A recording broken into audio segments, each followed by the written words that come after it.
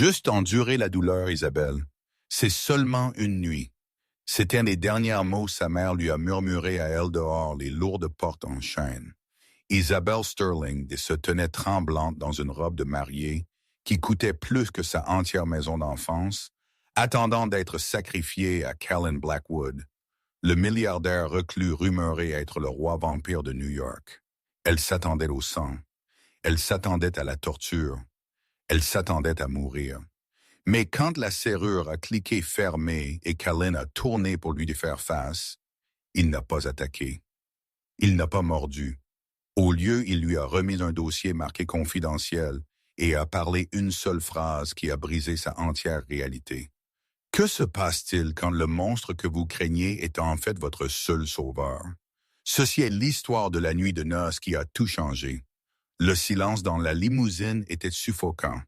Ce n'était pas juste silencieux. C'était le lourd silence pressurisé d'une tombe. Isabelle Sterling s'est assise raidement contre le cuir couleur crème de la Rolls-Royce Phantom, ses mains pliées serrées sur ses genoux, la bague de fiançailles à son doigt, un diamant solitaire de 10 carats qui semblait plus une chaîne qu'un bijou, et captait les lumières de la rue passante d'Upper Manhattan, faisant clignoter des étincelles froides et moqueuses. À côté d'elle, Genevieve Sterling était occupée à vérifier sa réflexion dans un miroir compact. Sa mère semblait impeccable comme toujours. Ses cheveux blonds platine étaient balayés en un chignon complexe. Ses lèvres peintes d'un cramoisi rouge sans sévère. Elle ne ressemblait pas à une femme envoyant sa fille unique à un monstre. Elle ressemblait à une PDG concluant l'affaire la plus rentable de sa carrière. « Arrête de t'agiter, Isabelle. » Geneviève a claqué, fermant le compact. « Tu vas froisser la soie. As-tu une idée combien d'efforts l'équipe de Vera Wang a mis dans cette coupe sur mesure? C'est irrespectueux de paraître échevelée. » Isabelle a avalé la boule dans sa gorge, tournant son regard vers la fenêtre obscurcie. « Ce n'est pas la robe qui m'inquiète, mère. C'est lui. Les rumeurs. Les gens disent que Callan Blackwood n'a pas été vu à la lumière du jour depuis 20 ans. Ils disent que la dernière femme de ménage qui est entrée dans son penthouse n'a jamais été revue. » Geneviève a ri, un son froid et cassant. « Les rumeurs sont pour les pauvres, chérie. Callan est excentrique, il est puissant. Et le plus important, il détient le billet à ordre pour Sterling Industries. Si tu ne descends pas cette allée et ne joues pas le rôle de l'épouse dévouée, nous perdons tout. » Racle la gorge, le domaine des Hamptons, le penthouse, la réputation. Je ne serai pas indigente parce que tu as peur du noir. « Mais pourquoi moi? » Isabelle a murmuré, sa voix à peine audible. « Pourquoi a-t-il demandé moi spécifiquement? Je ne l'ai jamais rencontré. » Geneviève a tourné, ses yeux se rétrécissant. Pour une seconde, le masque de la mondaine a glissé, révélant quelque chose de prédateur en dessous. Elle a tendu la main, serrant le menton d'Isabelle avec des doigts qui semblaient des griffes de fer. « Parce que tu es pure, Isabelle. Tu es intouchée, immaculée et obéissante. Des hommes comme Callan, ils convoitent ça. Il veut un trophée. Tu vas être ce trophée. » Elle s'est penchée plus près. Son parfum, Chanel numéro 5, mélangé avec quelque chose de métallique, remplissant le nez d'Isabelle. « Écoute-moi attentivement. Ce soir, quand la cérémonie est finie et tu es seul avec lui, juste endure la douleur. Quoi qu'il fasse, quoi qu'il te demande, tu le prends. Tu restes silencieuse. Tu survis. Comprends-tu? » Endure la douleur, Isabelle a répété, une larme glissant sur sa joue. Oui, c'est un petit prix à payer pour la vie que tu as été donnée. Geneviève l'a relâché, essuyant une tache de fond de teint de son pouce. Maintenant, sèche tes yeux. Nous sommes ici. La voiture a ralenti alors qu'elle approchait les massives portes en fer de la tour Blackwood. Ce n'était pas juste un bâtiment. C'était un monolithe de verre noir et d'acier perçant l'horizon de New York, s'isolant de la ville en dessous. Les rumeurs à propos de Callan Blackwood étaient murmurées dans chaque cercle de haute société de Londres à Dubaï. Il était le chef de Blackwood Capital, Une firme qui semblait prédire les cracks boursiers avant qu'ils ne se produisent. Mais les murmures plus sombres, ceux prononcés par les familles de vieilles richesses dans des tons chuchotés, affirmaient qu'il était quelque chose d'autre entièrement. Ils l'appelaient le roi de la nuit. Des gardes de sécurité en costumes sombres, portant des oreillettes et des armes dissimulées, ont envahi la voiture alors qu'elle entrait dans l'entrée souterraine privée. Isabelle a ressenti une vague de nausée. Cela ne ressemblait pas à un lieu de mariage. Cela ressemblait à une prison à sécurité maximale. La porte de la voiture s'est ouverte et l'air froid du garage a frappé ses épaules nues. Le spectacle, Geneviève a sifflé, pinçant le bras d'Isabelle assez fort pour faire un bleu. Ils ont été introduits dans un ascenseur privé qui montait sans fin. Quand les portes ont finalement glissé, ils sont entrés non pas dans une salle de bal d'hôtel, mais dans une cathédrale gothique construite au sommet du gratte-ciel. Les murs étaient tapissés de gargoyles de pierre, les fenêtres étaient en vitraux représentant des batailles anciennes, et la pièce était remplie d'invités qui n'avaient pas l'air juste. Isabelle a scanné la foule en marchant dans l'allée. Les invités étaient incroyablement beaux, leur peau pâle et lumineuse, leurs yeux la regardant avec une faim qui lui donnait la chair de poule. Il y avait Tobias Thorne, le magnat du transport maritime, qui n'avait pas vieilli d'un jour en 30 ans. Il y avait Landra Voy, l'icône de la mode qui portait toujours des cols hauts. Et à l'hôtel, se tenant dans un smoking qui semblait tissé d'ombre, était Callan. Il était plus grand qu'elle n'imaginait, avec de larges épaules et des cheveux noirs comme l'aile d'un corbeau. Mais c'était son immobilité qui la terrifiait. Il ne bougeait pas, ne respirait pas, ne clignait pas. Il était une statue sculptée dans la glace. Alors qu'Isabelle l'approchait, ses jambes tremblantes, il a finalement tourné pour la regarder. Ses yeux n'étaient pas le rouge d'un monstre, mais un bleu perçant, impossible, comme le centre d'une flamme de gaz. Il n'a pas souri. Il l'a regardée avec une expression qu'elle ne pouvait pas placer. Était-ce de la pitié, de la colère? Qui donne cette femme? L'officiant a demandé. Sa voix a étrangement résonné dans la vaste pièce de pierre. Moi, Geneviève a dit fort, sa voix remplie de fierté. Je la donne librement. Les yeux de Callan ont fixé Geneviève. La température dans la pièce a semblé baisser de 10 degrés. Pour une fraction de seconde, Isabelle a vu un éclair de haine pure et non frelaté sur le visage du marié, mais pas dirigé vers elle. C'était dirigé vers sa mère. Il a pris la main d'Isabelle. Sa peau était glaciale, dure comme du marbre. « Faites-vous » il a demandé, ignorant l'officiant, parlant directement à Isabelle. Sa voix était un baryton profond qui vibrait dans sa poitrine.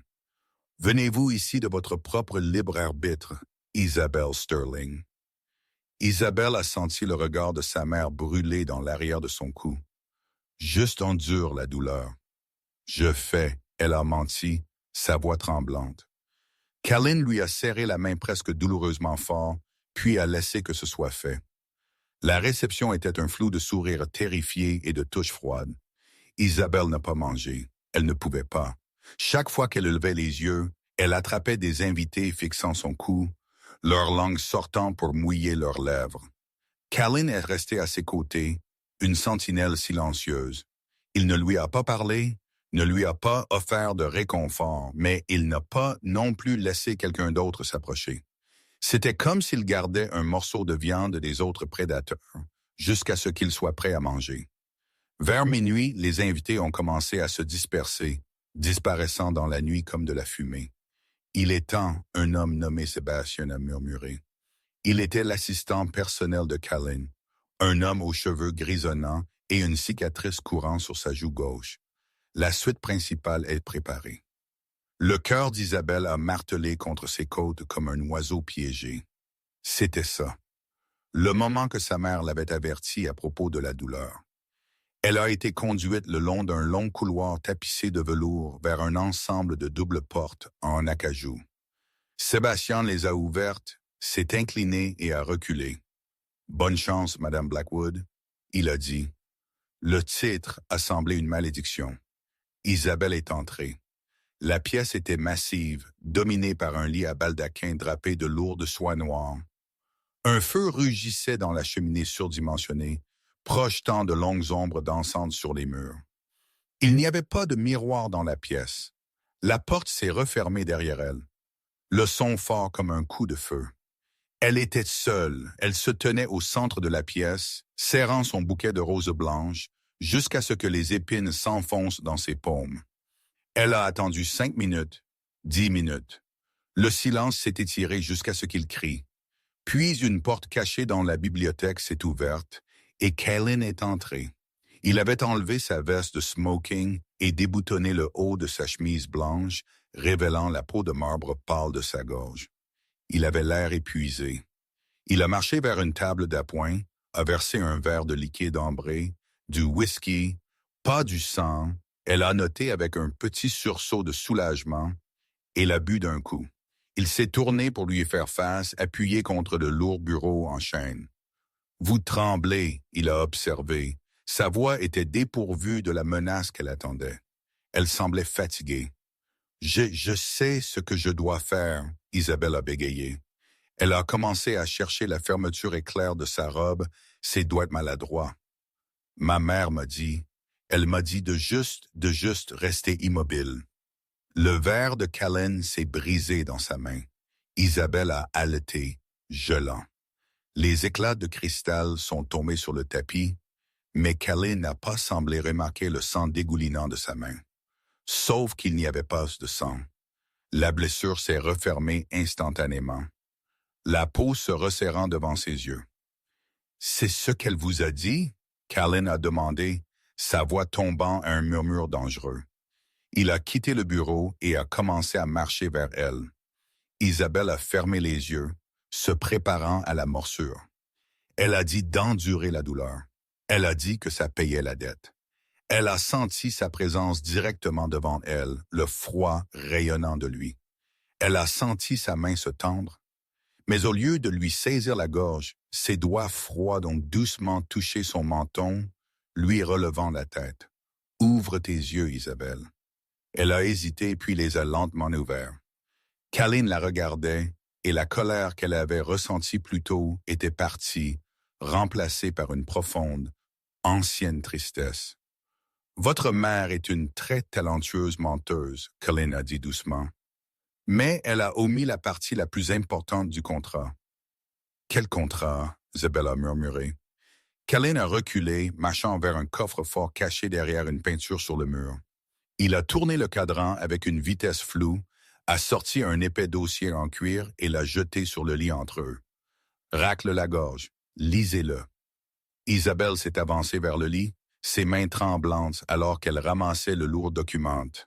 L'entête lisait « Accord de règlement de dette, Sterling Industries et Blackwood Holdings. » Elle a scanné le jargon légal, ses yeux s'écarquillant alors qu'elle atteignait le bas de la première page. « Close cat », Callan a commandé. Isabelle a lu à haute voix, sa voix se brisant. En échange du pardon de la dette de 200 millions de dollars, Geneviève Sterling accepte de fournir une descendance biologique de lignée pure au domaine Blackwood. Le transfert de garde est permanent. Elle m'a vendu, Isabelle a pleuré, le papier tremblant dans ses mains. Je savais qu'elle m'avait vendu pour être votre femme. Mais non, Callan a interrompu, sa voix coupant l'air comme un fouet.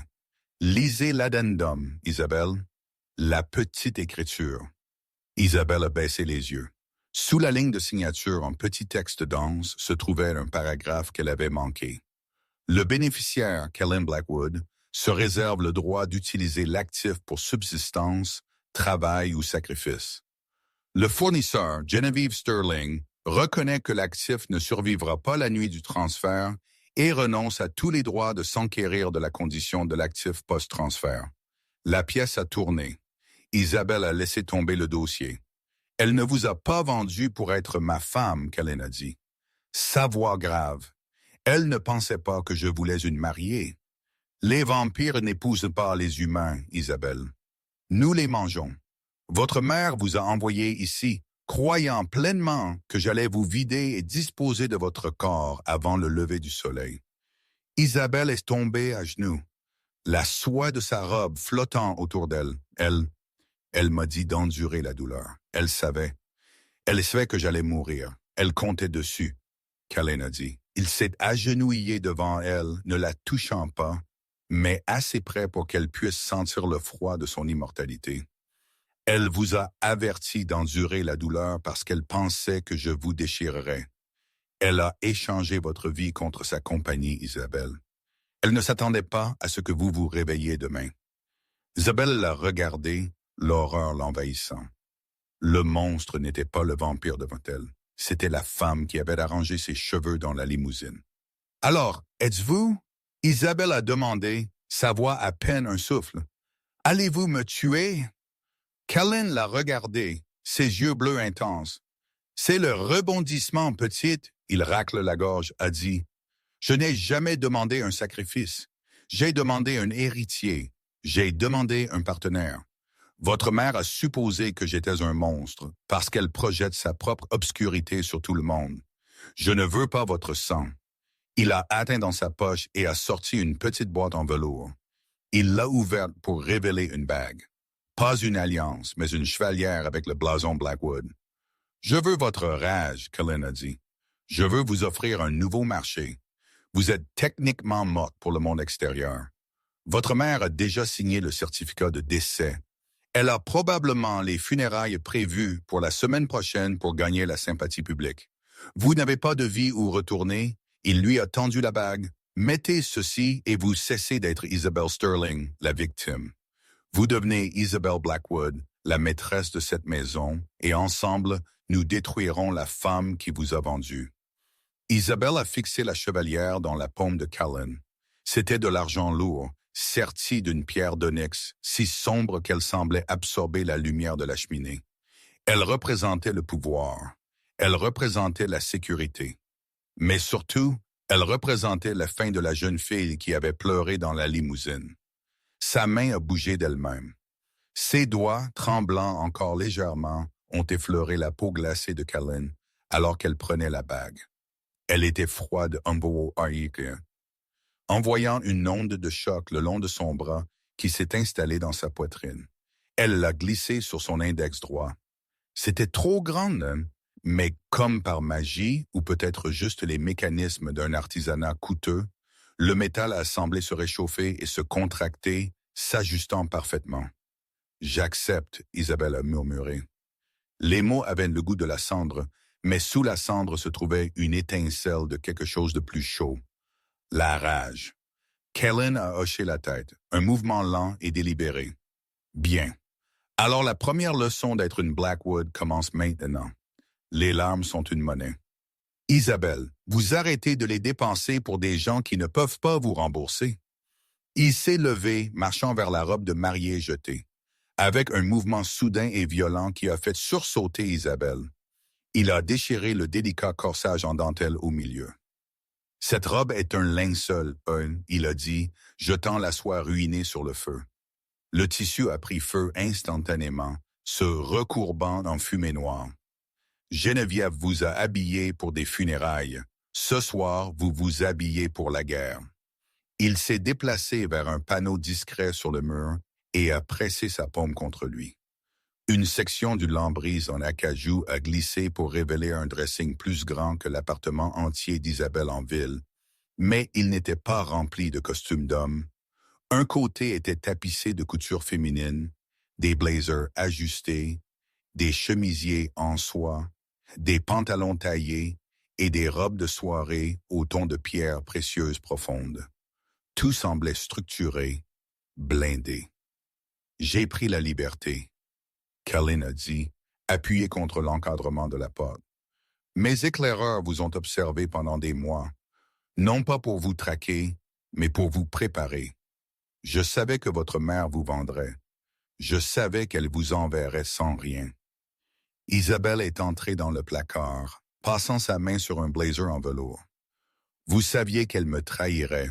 Je fais des affaires avec Geneviève Sterling depuis 5 ans. » Isabelle, Callen a dit, sa voix dure.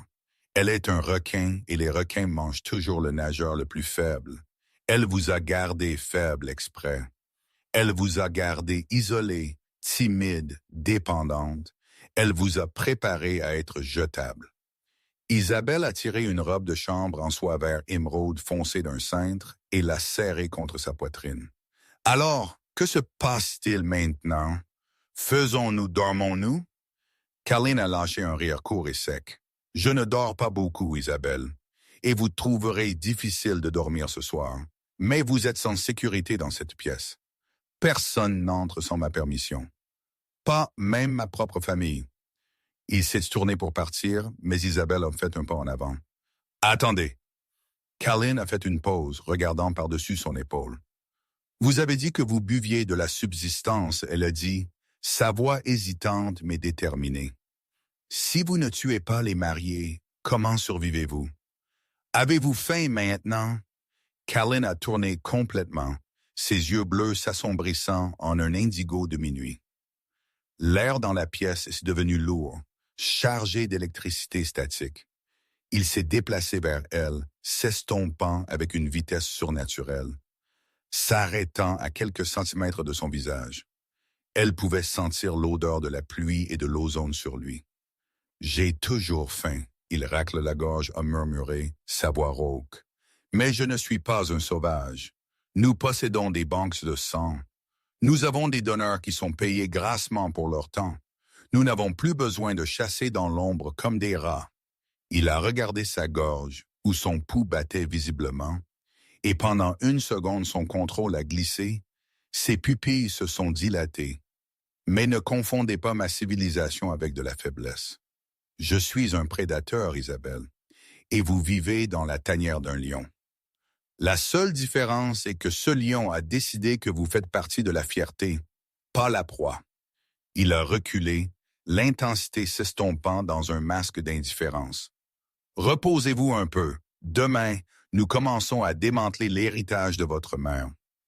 La première étape est de prouver que vous êtes vivante. La deuxième étape est de lui faire souhaiter que vous ne le soyez pas. Il est sorti, les lourdes portes se refermant et se verrouillant automatiquement. Isabelle est restée seule au centre de la pièce, la robe émeraude dans ses mains. Elle n'avait plus peur, elle ressentait une clarté froide et calculatrice. Elle a changé les restes déchirés de sa robe de mariée et a enfilé la robe de soie. Elle a marché vers la fenêtre, regardant les lumières de la ville de New York. Quelque part là-bas, sa mère était probablement en train de trinquer à sa mort avec un verre de champagne. Isabelle a touché le verre froid. « À votre santé, mère », elle a murmuré. Le lendemain matin, Isabelle s'est réveillée à l'odeur du café et au son d'une douce musique classique. Elle s'est assise, désorientée un instant, avant que les souvenirs du mariage ne lui reviennent en tête. Elle n'était pas dans sa petite chambre de la Villa Sterling. Elle était dans un lit king-size dans le penthouse Blackwood. Elle est sortie du lit et a trouvé un plateau qui l'attendait sur la table du balcon. Des fruits frais, des croissants et une tablette. Elle s'est assise et a tapé sur l'écran pour l'allumer. Il était déjà ouvert sur les nouvelles. Nouvelles de dernière minute. La tragédie frappe la dynastie Sterling. Le cœur d'Isabelle s'est arrêté. Elle a cliqué sur l'article. Le titre était accompagné d'une photo d'elle, une de sa remise de diplôme du lycée, l'air jeune et naïve. Genevieve Sterling, PDG de Sterling Industries, a annoncé le décès soudain et tragique de sa fille, Isabelle, quelques heures seulement après sa cérémonie de mariage privé. Selon un communiqué de la famille, Isabelle a subi un événement cardiaque massif causé par une rare condition congénitale non diagnostiquée. Un service commémoratif privé aura lieu ce vendredi au Saint-Regis. Isabelle a lu les mots, ses mains tremblant si fort qu'elle a failli faire tomber la tablette. Événement cardiaque, condition non diagnostiquée. C'est une histoire propre. La voix de Colleen est venue de derrière elle. Elle s'est retournée. Il portait un costume gris anthracite, l'air en tout point le PDG milliardaire, protégeant ses yeux avec des lunettes de soleil sombres contre le soleil du matin.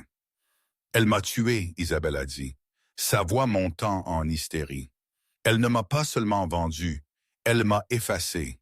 Si je me présente maintenant, les gens penseront que je suis un fantôme ou un miracle. » Colleen a corrigé. Sortant sur le balcon, il ne semblait pas gêné par la lumière du soleil, bien qu'il soit resté à l'ombre de l'auvent.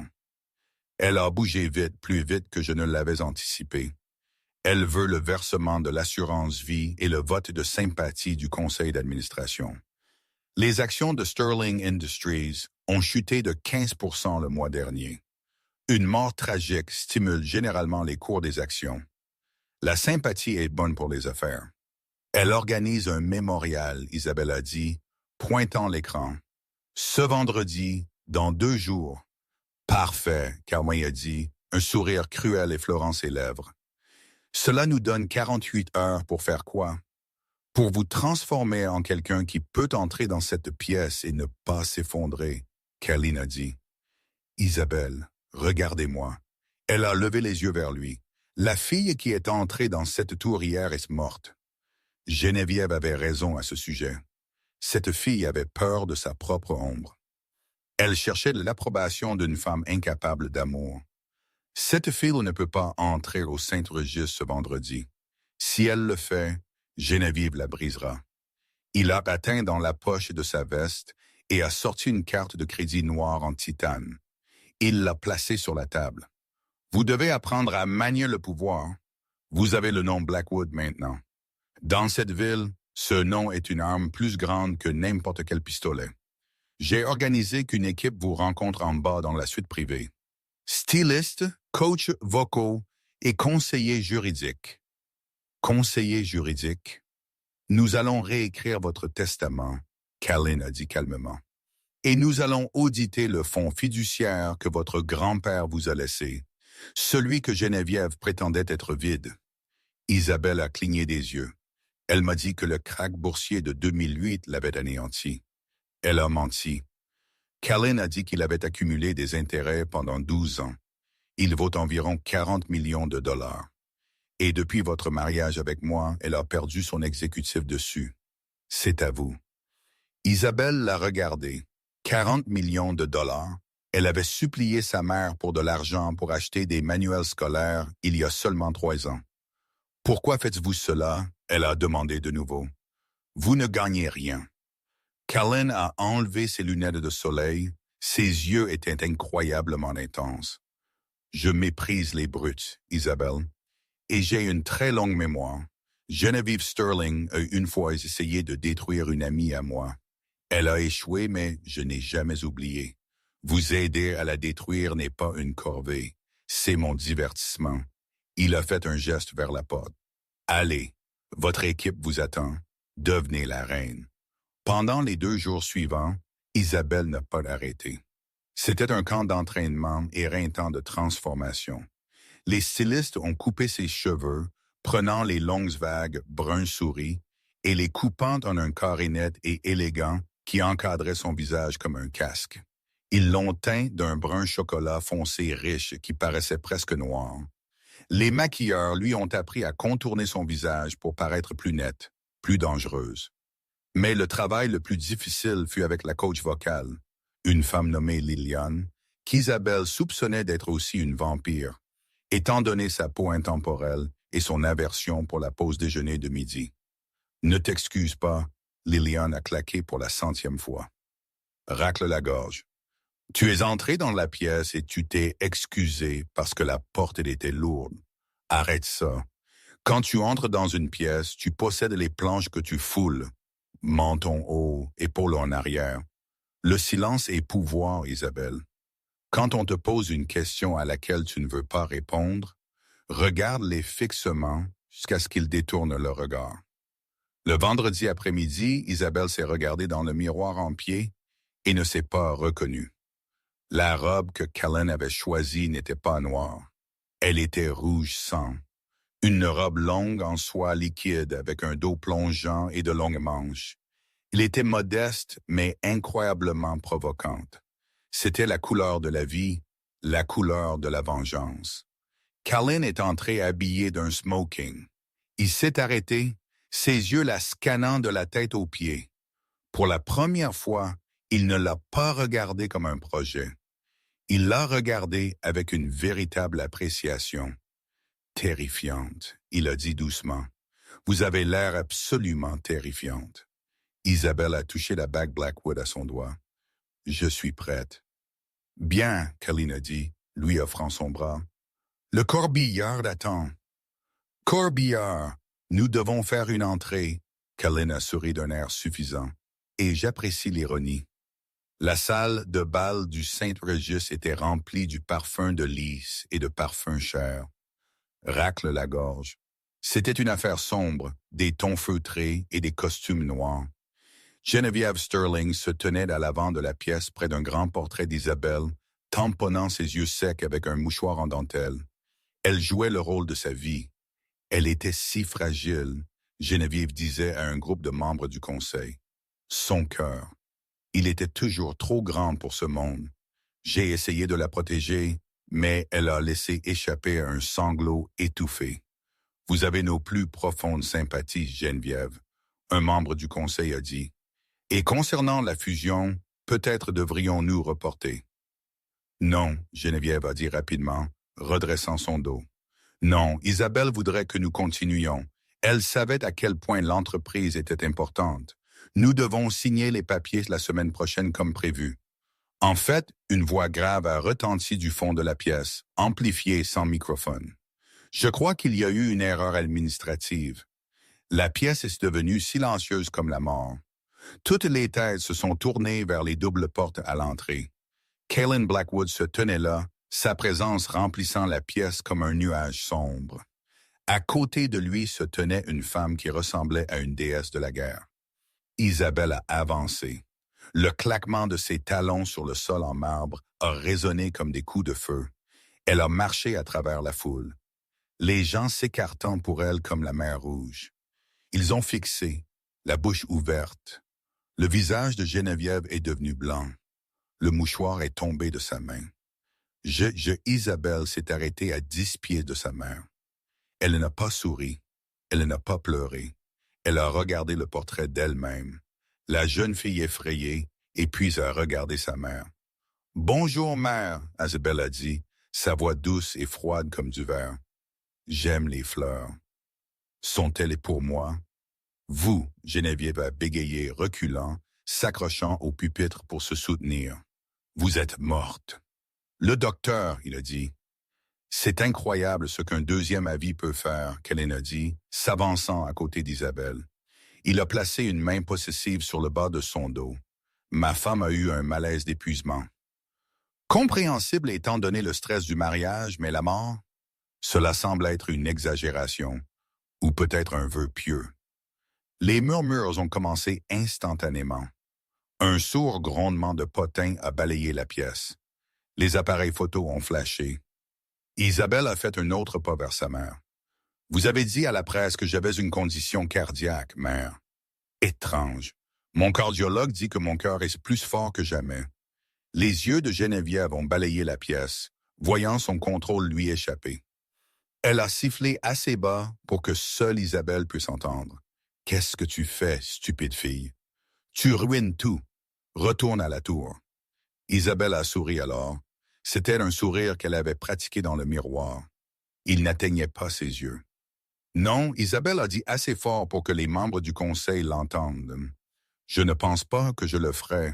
En fait, Colleen et moi étions juste en train de réviser les documents du fonds fiduciaire. Vous savez, ceux du fonds fiduciaire du grand-père. Geneviève a tressailli comme si elle avait été giflée. Il semble qu'il y ait eu une mauvaise gestion, Isabelle a continué, tournant autour de sa mère comme un requin. Des fonds détournés vers des comptes offshore, des investissements faits dans des sociétés écrans que vous possédez. C'est un mensonge, Geneviève a hurlé, sa contenance se brisant. Espèce de gamine ingrate, je t'ai vêtue, je t'ai nourrie, et puis vous m'avez vendu, Isabelle a dit. La pièce est redevenue silencieuse. Pour régler une dette, vous avez vendu votre fille à un homme que vous pensiez être un monstre, espérant qu'il me tuerait pour que vous puissiez percevoir l'assurance. Elle s'est tournée vers la foule stupéfaite. Ma mère ne pleure. Ne pleure pas, Isabelle a annoncé, sa voix résonnant d'autorité. Elle célèbre un jour de paix qui vient d'être annulé. Elle s'est retournée vers Geneviève, qui tremblait maintenant de rage. « Je prends ma place au conseil, mère, » Isabelle a dit, avec effet immédiat, et mon mari, M. Blackwood, mènera un audit forensique complet de Sterling Industries à partir de lundi matin. Cullen s'est penché, sa voix un grognement bas que seule Geneviève pouvait entendre. « Et si nous trouvons un seul sang manquant, Geneviève, je n'aurai pas besoin d'un avocat pour m'occuper de vous. Je m'occuperai de vous moi-même. » Geneviève a regardé dans les yeux de Cullen et a vu l'abîme. Elle a vu le vampire. Elle a haleté, trébuchant en arrière, et a buté sur le support tenant le portrait d'Isabelle. Le cadre de l'image s'est écrasé au sol, le verre se brisant partout. Geneviève était allongée au milieu du verre brisé de l'image de sa fille, levant les yeux vers la femme en robe rouge. « Qui êtes-vous » Geneviève a murmuré. Isabelle l'a regardé, son expression illisible. « Je suis la douleur que tu m'as dit d'endurer » Isabelle a dit. « Et maintenant je la rends. » Isabelle a tourné sur ses talons. « Viens, chérie, » elle a dit à Cullen. « Cette fête est morte. » Alors qu'ils sortaient, laissant le chaos derrière eux, Cullen s'est penché à son oreille. « Ça, » il a murmuré, « était magnifique. » Isabelle tremblait, le coup d'adrénaline la frappant, mais elle a continué de marcher. « L'ai-je fait? Est-ce fini? »« Oh non, Isabelle. » Cullen a dit alors qu'il sortait dans l'air frais de la nuit, où les paparazzis attendaient frénétiquement. « La guerre vient juste de commencer. Elle ripostera. Elle a des alliés que même je ne connais pas. Des partenaires de l'ombre. Qu'elle vienne, Isabelle a dit, se surprenant elle-même. Elle a touché la bague à son doigt. Je ne suis plus seul. Mais alors qu'ils atteignaient la voiture, un homme en trench coat beige est sorti des ombres. Il n'avait pas d'appareil photo. Il avait une arbalète dissimulée sous son manteau, la pointe du carreau brillant d'argent. « Monsieur Blackwood » l'homme a dit, sa voix rauque. « Le conseil n'est pas satisfait de votre exhibition publique. » Cullen s'est raidi, poussant Isabelle derrière lui instantanément. « Van Helsing » Cullen a grogné. « Vous êtes loin de Londres. » Les lumières de la rue ont vacillé alors que l'homme en trench coat s'est approché. Le nom Van Helsing a plané dans l'air comme de la fumée, lourd de siècles de sang et d'histoire.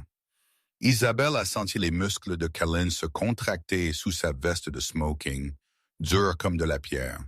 Ce n'était plus une guerre corporative. C'était quelque chose de primal. « Arthur Van Helsing » Cullen a dit, sa voix d'un calme trompeur, bien qu'Isabelle puisse entendre le vibrato grave d'un grognement dans sa poitrine. « Je n'étais pas au courant que le conseil embauchait à nouveau des entrepreneurs privés. » Racle la gorge. « Ai-je manqué un mémo? » Arthur Van Helsing a souri, révélant des dents trop blanches, trop parfaites. Il ne ressemblait pas à un chasseur de vampires de film. Il ressemblait à un détective fatigué, du genre qui avait vu trop de scènes de crime et bu trop de scotch bon marché. Mais l'arbalète dans sa main, élégante, moderne, faite de fibres de carbone, était pointée directement sur le cœur de Cullen.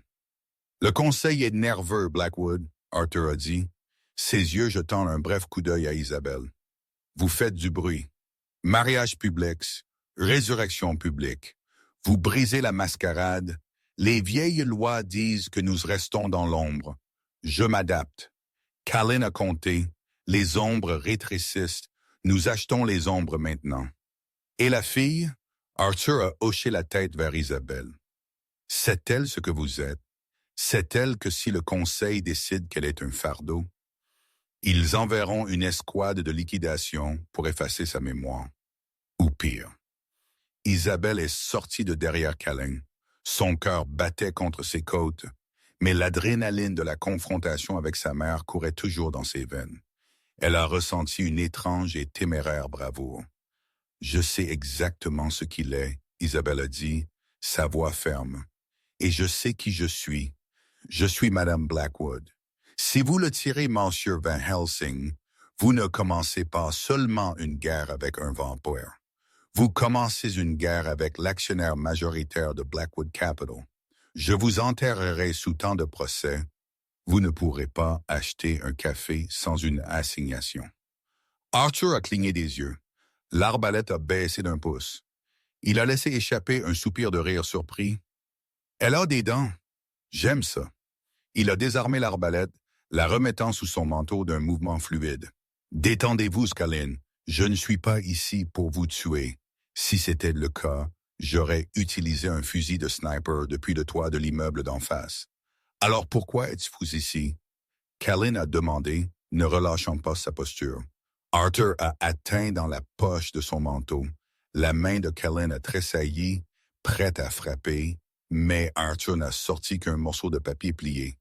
Il l'a jeté à Callan. Je suis ici pour vous prévenir. Courtoisie professionnelle. J'ai reçu une offre d'emploi ce matin. Une grande. 7 chiffres pour vous planter un pieu dans le cœur et brûler votre penthouse au sol. Callan a attrapé le papier, le dépliant d'une main. Ses yeux ont parcouru le document et son expression s'est assombrie. Il l'a tendu à Isabelle. C'était un reçu de virement bancaire, un dépôt de 2 millions de dollars sur un compte offshore aux îles Caïmans. Le nom de l'expéditeur était caviardé, mais le numéro de routage était visible. « Je reconnais ce numéro de routage », Isabelle a murmuré. Un frisson a couru le long de sa colonne vertébrale qui n'avait rien à voir avec la nuit. « Je l'ai vu sur les relevés du fonds fiduciaire hier. C'est l'une des sociétés écrans que ma mère contrôle. »« Geneviève », Callan a dit, le nom sonnant comme une malédiction. « Elle ne vous a pas seulement vendu à moi, » Callan a réalisé, regardant Isabelle avec un mélange d'horreur et de fureur. Elle a embauché un chasseur pour me tuer juste après le mariage. Elle nous voulait mortes tous les deux. Moi pour les actifs, vous pour l'assurance. Elle a fait le ménage, Arthur a dit, allumant une cigarette. Elle se croit intelligente. Elle ne connaît pas la différence entre un mythe et un monstre. Elle pense que vous êtes juste un fou reclus avec une maladie du sang. Elle ne connaît pas le conseil. Elle m'a contacté via le dark web, pensant que j'étais juste un tueur à gages. « Pourquoi n'avez-vous pas pris le travail ?» Isabelle a demandé. Arthur a exhalé un panache de fumée. « Parce que Callan et moi avons une longue histoire. Nous avons essayé de nous entretuer dans les années 80 à cause d'un malentendu à Berlin. Nous avons fait une trêve. Et franchement, je n'aime pas travailler pour des amateurs qui vaincent leurs propres enfants. C'est mauvais pour l'âme. » Arthur a jeté sa cigarette dans une flaque. Mais voici le problème. J'ai refusé. Cela signifie qu'elle va passer au nom suivant sur la liste. Et les prochains gars, ce ne sont pas des professionnels comme moi. Ce sont des bouchers. Les mercenaires de la Griffe Rouge. Ils ne se soucient pas de la mascarade. Ils feront sauter tout votre immeuble juste pour vous atteindre. Quand? Callan a demandé. Lundi, Arthur a dit qu'elle veut que ce soit fait d'ici lundi matin avant la réunion du conseil. Callan a hoché la tête lentement. Lundi matin. Alors nous avons une date limite. Je peux offrir une protection, Arthur a dit. Pour un prix, bien sûr. Mon équipe est chère. Vous êtes engagé, Isabelle a dit immédiatement. Doublez ce qu'elle vous a offert. Callan l'a regardé, sourcils levés. J'ai accès à mon fonds fiduciaire maintenant. Vous vous souvenez? Isabelle a dit, ses yeux brillants. Utilisez mon argent pour protéger mon mari. Cela semble juste. Les lèvres de Callan se sont courbées en un sourire sincère. Il s'est tourné vers Arthur. Vous avez entendu la dame? Vous êtes sur la liste de paye. Sécurisez la tour. J'ai une réunion du conseil à préparer. Lundi matin est arrivé non pas avec la promesse d'une nouvelle semaine, mais avec la violence d'un ouragan. Racle la gorge. Le ciel au-dessus de Manhattan était d'un violet meurtri, et la pluie fouettait les gratte-ciels en nappes d'acier gris. C'était le genre de temps qui faisait sentir la ville petite et fragile. Mais à l'intérieur de l'arrière de la Rolls-Royce Phantom blindée, l'atmosphère était encore plus volatile. Isabelle Sterling s'est assise parfaitement immobile, ses mains reposant sur le portefeuille en cuir sur ses genoux. Elle ne portait pas le blanc d'une mariée ou le noir d'une veuve. Aujourd'hui, elle portait un tailleur de soie bleu nuit, assez coupant pour trancher, avec la chevalière Blackwood scintillant à son doigt comme une étoile noire. « Vous êtes silencieuse », Callan a observé, sa voix basse et vibrant contre le bourdonnement du moteur. Il ne la regardait pas, Il regardait la pluie ruisseler le long de la vitre teintée, son expression illisible. Je pense juste à la dernière fois que j'étais dans ce bâtiment, Isabelle a répondu, sa voix ferme. Je la suppliais pour une avance sur mon argent de poche afin de pouvoir réparer ma voiture. Elle m'a dit de prendre le métro parce que la souffrance forge le caractère. Elle venait d'acheter un sac à main de 40 000 $ le même après-midi. Callan s'est alors tourné vers elle, un petit sourire terrifiant jouant sur ses lèvres. Eh bien, aujourd'hui, elle va apprendre beaucoup sur la souffrance. Et je doute qu'elle trouve que cela forge beaucoup de caractère du tout. La voiture s'est arrêtée au trottoir de Sterling Industries. L'agitation habituelle des employés était atténuée par la tempête. Les gens se dépêchaient d'entrer, la tête baissée, luttant avec leur parapluie. Mais alors que la porte s'ouvrait et que Callan Blackwood sortait, suivi d'Isabelle, l'air a semblé changer. Les gardes de sécurité à l'entrée se sont raidis. La réceptionniste a laissé tomber son téléphone. Ils ne se sont pas arrêtés à la réception. Ils ont marché directement vers les ascenseurs privés, les portes métalliques s'ouvrant pour eux comme si elles sentaient leur intention. Arthur vient de texter. Callan a dit, jetant un coup d'œil à son téléphone alors que l'ascenseur montait en flèche vers le 50e étage. Le garage est sécurisé. Le contrôle des nuisibles est terminé. A-t-il laissé un désordre? Isabelle a demandé. Arthur est un professionnel, mon amour. Il les a laissés ligoter dans une camionnette de livraison avec une note très fermement formulée de ne jamais revenir dans cet hémisphère. Et il a désarmé les jouets qu'ils ont laissés au sous-sol. L'ascenseur a sonné doucement. Les portes ont glissé. La salle du conseil d'administration de Sterling Industries était un espace caverneux de verre et d'acajou conçu pour intimider. Une longue table s'étendait au centre, entourée d'hommes et de femmes nerveux en costume chair. À la tête de la table se trouvait Geneviève Sterling. Elle semblait épuisée, son maquillage appliqué un peu trop lourdement pour cacher les cernes sous ses yeux, mais elle tenait sa cour avec le désespoir d'une reine s'accrochant à un trône en ruine. Racle la gorge. Comme je disais, la voix de Geneviève était stridente, coupant les murmures des membres du conseil. Les rumeurs d'une OPA hostile sont entièrement infondées. La réapparition soudaine de ma fille est un miracle médical. Oui, bien, mais elle n'est pas en état de gérer les affaires. Elle est fragile, confuse. Je ne me sens pas confuse, mère. La voix d'Isabelle a retenti, claire et froide comme une cloche. Toutes les têtes dans la pièce se sont tournées vers la porte. Geneviève a figé, sa main planant au-dessus de son verre d'eau. Isabelle est entrée dans la pièce, Callan la suivant d'un pas comme une ombre faite de chair et de sang. Le son de ses talons sur le sol poli était rythmique, délibéré, un compte à rebours tic-tac vers zéro. Isabelle, Geneviève s'est levée, forçant un sourire qui ressemblait plus à une grimace. « Chérie, nous discutions juste de ta convalescence. Tu ne devrais vraiment pas être ici.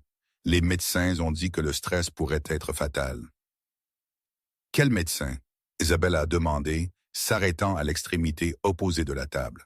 « Ceux que tu as payés pour falsifier mon certificat de décès ou ceux que tu as engagés pour me diagnostiquer une condition cardiaque que je n'ai jamais eue? » Un halètement a parcouru la pièce. Le président du conseil, un homme corpulent nommé M. Henderson, a ajusté ses lunettes nerveusement.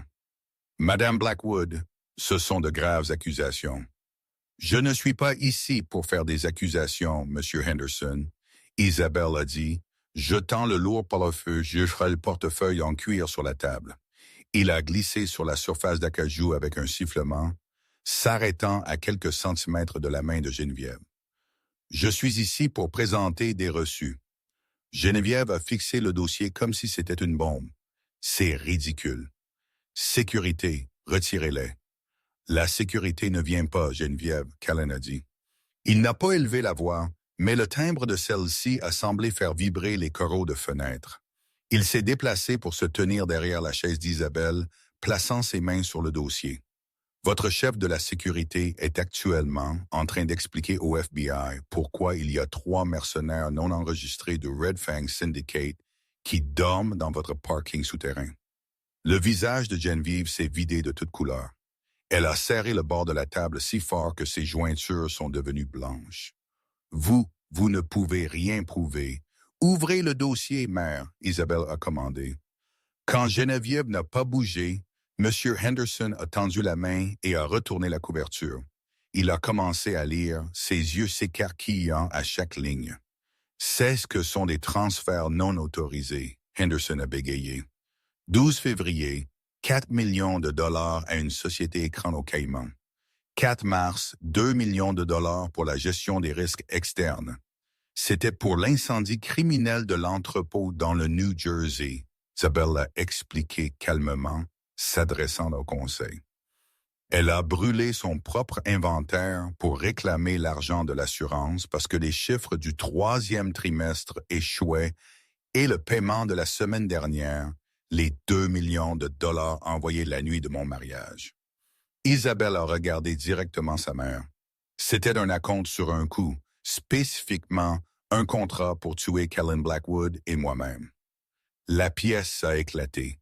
Les membres du conseil criaient, se levant, exigeant des réponses. Geneviève a regardé autour d'elle sauvagement, voyant ses alliés se transformer en ennemis. La façade se fissurait. Le masque de la mondaine a fondu, révélant l'animal acculé en dessous. « Taisez-vous » Geneviève a hurlé, claquant sa main sur la table. La pièce est devenue instantanément silencieuse. Vous tenez vos langues, tous. J'ai construit cette entreprise à partir de zéro. J'ai fait ce qui était nécessaire. L'entrepôt était un poids mort. La fille était un poids mort. Elle a pointé un doigt tremblant vers Isabelle. Espèce de petite garce ingrate. Je vous ai donné une vie de luxe. Je vous ai tout donné et vous me le rendez en l'amenant ici. Savez-vous même ce qu'il est? Je sais exactement ce qu'il est, Isabelle a dit doucement. Et je sais ce que vous êtes. Vous êtes une voleuse, une meurtrière et une fraude. Geneviève a laissé échapper un rire hystérique et brisé. Elle a atteint dans son sac Chanel. Vous pensez que vous avez gagné? Vous pensez que quelques morceaux de papier peuvent m'arrêter? Elle a sorti un petit appareil noir avec un seul bouton rouge, un détonateur à distance. Je savais que vous pourriez essayer quelque chose. Geneviève a sifflé, ses yeux écarquillés de folie. Je savais qu'il était difficile à tuer, alors je me suis assuré. Les piliers du sous-sol sont truqués avec du C4, assez pour faire s'effondrer toute cette tour sur nous. Geneviève, posez-le, Henderson a plaidé, reculant vers le mur. Non, elle a crié. Si je perds l'entreprise, personne ne l'aura. Nous mourrons tous aujourd'hui. Isabelle n'a pas bronché. Elle n'a même pas cligné des yeux. Elle a regardé le détonateur puis Kellen. Il avait l'air ennuyé. Il a vérifié sa montre. Le détonateur ne fonctionnera pas, mère, Isabelle a dit, sa voix semblant presque pitié. Vous mentez, Geneviève a enfoncé son pouce sur le bouton. Clic! Rien ne s'est passé. Pas d'explosion, pas de grondement d'acier s'effondrant, juste le son de la pluie contre le verre. Geneviève a appuyé à nouveau. Clic, clic, clic. Pourquoi? Elle a sangloté, la panique montant dans sa gorge. Pourquoi ça ne marche pas? Racle la gorge. Parce que vous avez embauché des amateurs, Kellen a dit, s'avançant, et j'ai embauché Arthur Van Helsing. Il a déconnecté le récepteur il y a 10 minutes. Votre grand coup est dans une unité de confinement à l'arrière d'une camionnette. Geneviève a fixé le plastique inutile dans sa main. Son levier était parti. Son argent était exposé. Sa réputation était incinérée.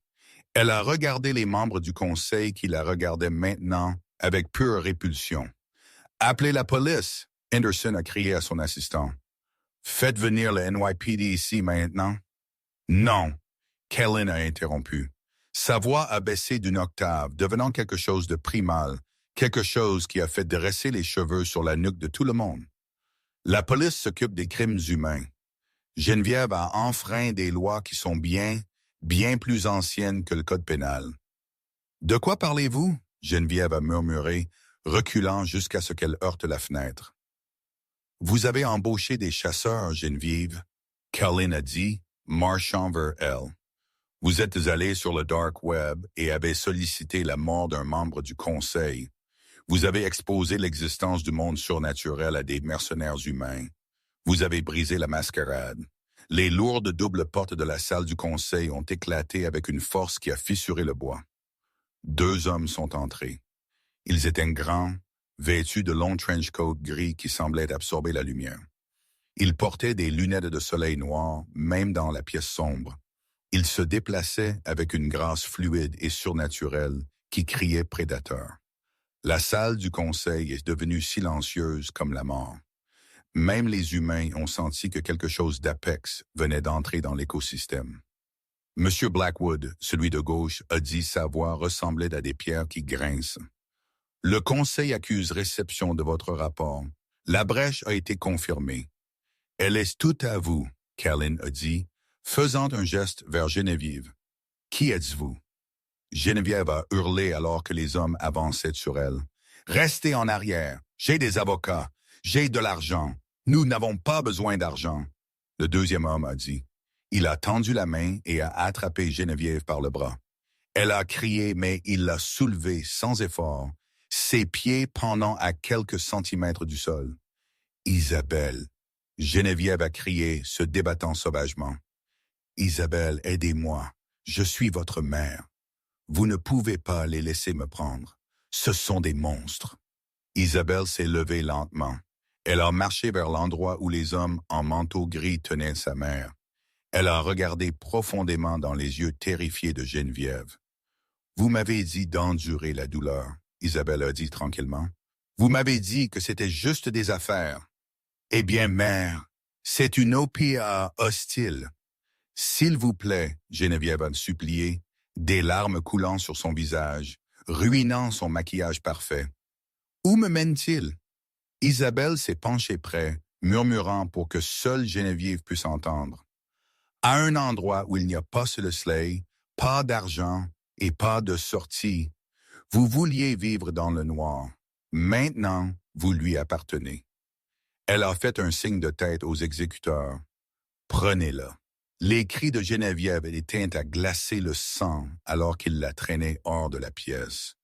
Elle a griffé le cadre de la porte, cassant ses ongles manucurés. Mais les hommes n'ont même pas ralenti. Ils ont disparu dans le couloir et les lourdes portes ont claqué, coupant instantanément le son de ses gémissements. Le silence a pesé lourdement dans la pièce pendant 10 longues secondes. Finalement, Colin s'est tourné vers le Conseil. Il a ajusté ses boutons de manchette, l'air d'avoir juste fini une légère réunion de déjeuner. Maintenant, Colin a dit, ses yeux bleus balayant les cadres terrifiés. Je crois qu'il y a une vacance à la tête de la table. Monsieur Henderson a avalé difficilement, essuyant la sueur de son front. Oui, bien sûr, la chaise est libre. Isabelle a marché jusqu'à la tête de la table. Elle ne s'est pas assise immédiatement. Elle a regardé par la fenêtre la tempête, qui commençait enfin à se calmer. Un seul rayon de soleil a percé les nuages, illuminant la bague Blackwood à son doigt. Elle s'est assise dans la chaise de sa mère. C'était confortable. Ça lui allait parfaitement. Premier ordre du jour, Isabelle a dit, ouvrant son dossier et cliquant un stylo en or. Nous allons liquider tous les comptes offshore associés à l'ancienne PDG et donner les recettes aux victimes de sa négligence, et ensuite nous allons changer le nom de cette entreprise. Elle a levé les yeux vers le Conseil, ses yeux féroces et vivants. Des objections, la pièce est restée silencieuse. Pas une seule main ne s'est levée. « Bien, » Isabelle a dit, regardant Colin, qui lui a donné un hochement de tête fier et aiguisé. « Alors mettons-nous au travail. » Et c'est l'histoire de comment Isabelle Sterling est passée d'un agneau sacrificiel à la reine de la nuit. C'est un rappel que parfois les gens qui sont censés nous protéger sont les vrais méchants. Et les monstres cachés dans le noir pourraient bien être ceux qui nous sauvent. Isabelle n'a pas juste enduré la douleur, elle l'a militarisée. Qu'avez-vous pensé du plan de vengeance de Colin? Pensez-vous que Geneviève a eu ce qu'elle méritait avec le Conseil, ou aurait-elle dû aller en prison? Faites-moi part de vos théories dans les commentaires ci-dessous. Si vous avez apprécié cette tournure de romance sombre, veuillez appuyer sur ce bouton « J'aime ». Cela aide vraiment la chaîne à grandir. Et n'oubliez pas de vous abonner et de sonner la cloche pour ne jamais manquer une histoire. Merci d'avoir regardé et je vous verrai dans le prochain.